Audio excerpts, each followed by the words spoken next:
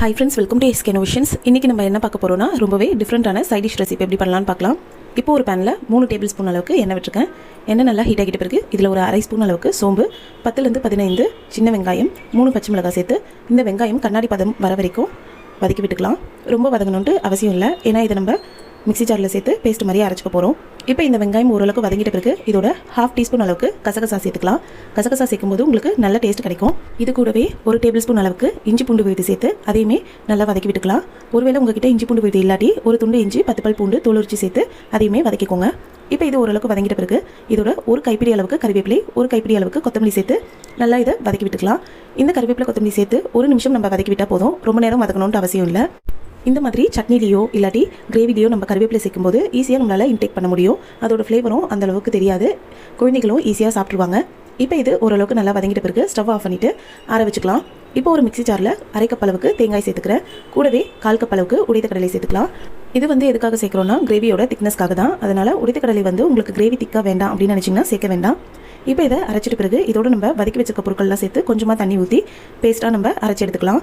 இப்போ அரைச்சாச்சு, அடுத்து நம்ம தாளிக்க ஆரம்பிக்கலாம். இப்போ ஒரு பேனில் 2 டேபிள் ஸ்பூன் அளவுக்கு எண்ணெய் விட்டுருக்கேன். எண்ணெய் நல்லா ஹீட் ஆகிட்ட பிறகு கொஞ்சமாக கடுகு சேர்த்துக்கலாம். கடுகு நல்லா விரிஞ்சதும் ஒரு மீடியம் சைஸ் வெங்காயம் நீல வாக்கில் கட் பண்ணி சேர்த்துக்கிட்டேன். கூடவே கொஞ்சமாக கருவேப்பிலை சேர்த்து இந்த வெங்காயம் கண்ணாடி பதம் வர வரைக்கும் வதக்கி விட்டுக்கிறேன். ஃபஸ்ட்டு நீங்கள் கிரேவிக்கு அரைக்கும் போது சின்ன வெங்காயம் யூஸ் பண்ணியிருந்தேன். அப்போவும் சின்ன வெங்காயம் இல்லாதவங்க ஒரு மீடியம் சைஸ் வெங்காயம் சேர்த்துக்கோங்க. இப்போ இந்த வெங்காயம் ஓரளவுக்கு வதங்கிட்டதோ இதோட 1 டேபிள் ஸ்பூன் அளவுக்கு மல்லித்தூள், அரை டீஸ்பூன் அளவுக்கு கரம் மசாலா தூள் சேர்த்துக்கோங்க. நான் யூஸ் பண்ணது பார்த்தீங்கன்னா 1/2 டீஸ்பூன், அதனால் மல்லித்தூள் 2 தடவை சேர்த்துருப்பேன். நீங்கள் யூஸ் பண்ணுற மாதிரி இருந்தால் 1 டீஸ்பூன் அளவுக்கோ டேபிள் ஸ்பூன் அளவுக்கு சேர்த்துக்கோங்க. அதில் பாதி கரம் மசாலா தூள் சேர்த்துக்கோங்க. மசாலா தூள்லாம் சேர்த்து நல்லா மிக்ஸ் பண்ணிட்ட பிறகு நம்ம அரைச்ச பேஸ்ட்டை இதோடு சேர்த்து கொஞ்சமாக தண்ணி ஊற்றி நல்லா கலந்து விட்டுக்கலாம்.